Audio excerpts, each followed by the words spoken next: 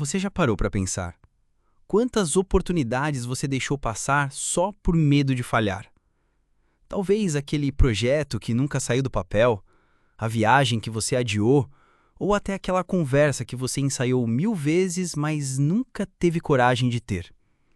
O medo do fracasso é como uma sombra que caminha ao nosso lado, silenciosa, mas sempre presente. Ela sussurra no nosso ouvido. E se não der certo? E se rirem de você? E se você não for bom o suficiente? Mas e se eu te dissesse que o fracasso é uma ilusão? Que ele só existe porque aprendemos a olhar para a vida como uma competição, como uma corrida, onde só existe um primeiro lugar e todo o resto é queda.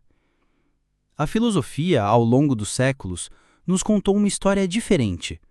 Uma história onde errar, tropeçar e começar de novo não é sinal de fraqueza, mas de crescimento. Lá na Grécia Antiga, Sócrates já dizia: "Eu só sei que nada sei." Essa frase, que virou quase um clichê, carrega uma verdade brutal. Somos e sempre seremos aprendizes. Mesmo quando achamos que já sabemos tudo, a vida chega, dá um empurrão e nos lembra: o caminho é feito de tentativas. O medo do fracasso, muitas vezes, nasce da ilusão de que deveríamos saber o que estamos fazendo o tempo todo. Mas a real é que ninguém sabe. Nietzsche foi ainda mais provocador. Ele escreveu: "Aquele que tem um porquê para viver pode suportar quase qualquer como." Ou seja, quando você entende o seu motivo, o seu propósito interno, o tropeço deixa de ser um obstáculo e vira parte do caminho. Pensa comigo, quantas pessoas você conhece que só chegaram onde estão depois de várias quedas? Quantos artistas foram rejeitados antes de fazer sucesso? Quantos cientistas erraram 1000 vezes antes de uma descoberta? Thomas Edison, por exemplo, falhou mais de 1000 vezes antes de criar a lâmpada elétrica. E quando perguntaram para ele como se sentia tendo errado tanto, ele respondeu: "Eu não falhei 1000 vezes, apenas descobri 1000 maneiras de como não fazer uma lâmpada." Percebe a diferença de olhar? Agora, vamos trazer isso para a sua vida. Talvez hoje você esteja paralisado, olhando para um projeto, uma decisão ou uma mudança de vida, e congelado pelo pensamento: e se eu fracassar? Mas e se o fracasso for justamente o próximo passo? E se o que você chama de erro for só mais um degrau da escada? O estoicismo, outra filosofia que nos ensina muito sobre resiliência, tem uma prática chamada premeditação dos males. Sêneca, um dos maiores estoicos, sugeria o seguinte exercício: antes de começar qualquer jornada, imagine tudo o que pode dar errado. Sim, tudo. Pense no pior cenário possível. Mas ao invés de se desesperar, olhe para esse cenário com calma, com racionalidade.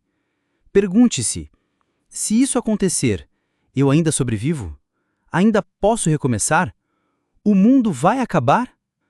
Na maioria das vezes, a resposta vai ser: não, o mundo não vai acabar. Você pode recomeçar.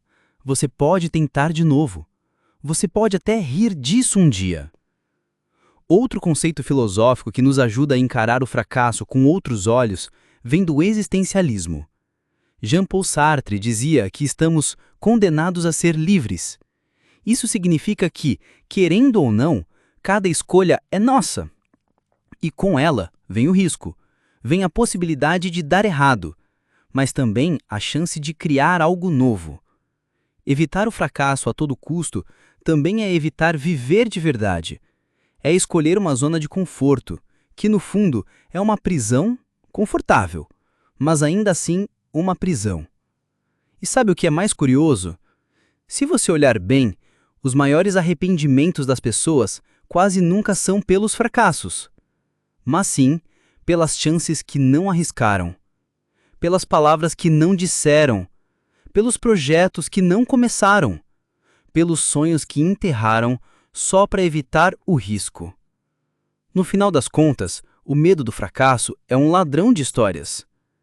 Ele rouba de você as experiências que poderiam ter mudado tudo. E é aqui que eu te convido. De verdade, se você está assistindo esse vídeo até agora, é porque lá no fundo, algo em você quer mudar essa relação com o medo. Então, antes da gente seguir, faz um favor para você mesmo. Se inscreve aqui no canal Filosoficamente. Aqui a gente faz exatamente isso. Desconstrói medos, questiona certezas e constrói juntos um olhar mais leve e mais consciente sobre a vida.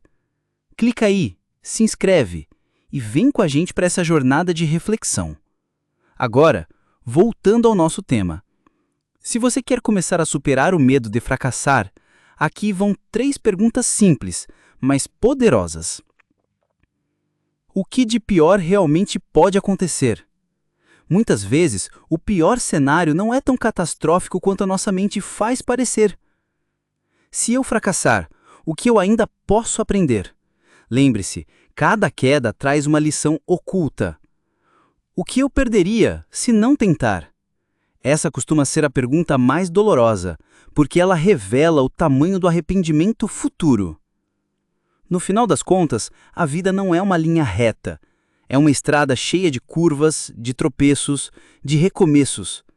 E o mais bonito é que justamente nesses tropeços a gente aprende as lições mais profundas. Como disse Fernando Pessoa, tudo vale a pena se a alma não é pequena.